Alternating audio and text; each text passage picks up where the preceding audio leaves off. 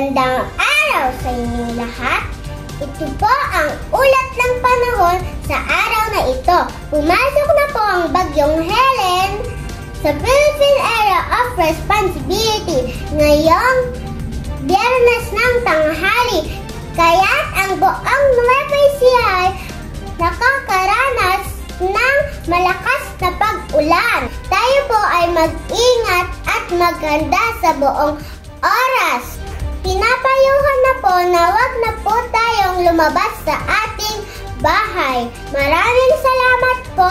Ako po si Mariel Jane TV Stan, nag-uulat.